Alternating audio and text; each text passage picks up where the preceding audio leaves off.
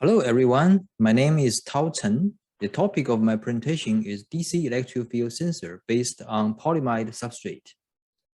You might think printed circuit board is only good for fabricating circuits, but it can do more than that. Today I'm going to present you a MEMS DC electric field sensor based on a polyimide substrate.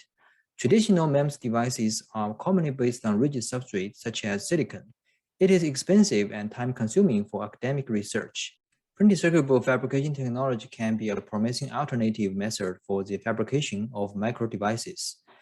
It is a well-established, low-cost manufacturing method, and the similarity in the process opens up new opportunity to adopt already investigated sensor designs on a PCB board. This can help reduce the fabrication cost and promote commercialization.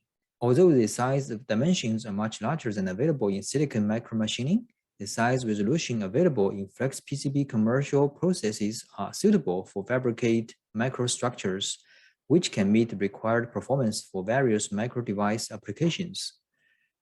Polyimide is the most commonly used material in flex PCBs, and it can be a promising structural material for MEMS devices. In this work, we successfully made an electric field sensor based on the flexible polyimide substrate. Figure 1 demonstrates the working principle of the sensor. The copper on the torsional tilting platform is separated into two electrodes, and each electrode is connecting via supporting springs. The springs are copper-coated and are connected to the contacts on the PCB. By applying opposite AC bias voltage VAC and the negative VAC to the two sides of the platform, and in the presence of an electric field, the electrostatic force on each side of the platform will follow equation 1 and 2. As we can see, both forces have a linear VAC-VDC component, but opposite on each side. These two opposite forces give the platform an oscillating torsional tilt at a frequency same as the AC bias voltage. This frequency component can be detected by using an analog device chip AD630 as a logging amplifier. To test the sensor, an optical interrogation system was used to convert the vibration to an electrical signal. The rest of the signal conditioning circuit is also shown in Figure 1. The sensor was fabricated using a commercial flex PCB process offered by the manufacturer PCBWay. After PCB fabrication, the sensor platform and supporting springs were released by using an in-house laser etching process.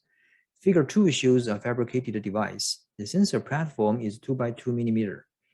Figure 3 shows the cross-section of a flexible PCB substrate of the sensor. To test the sensor performance, an aluminum supporting mounting frame was built as shown in Figure 4. It contains the interrogation laser diode and the photodetector. The sensor shows linear response to the amplitude of the incident electric field. Comparing this work to others in the references, we find that device demonstrates even higher sensitivity as shown in Table 1. This work provides us an example of leveraging a commercial flexible PCB manufacturing process to reliably fabricate a MEMS sensor with minimum cost.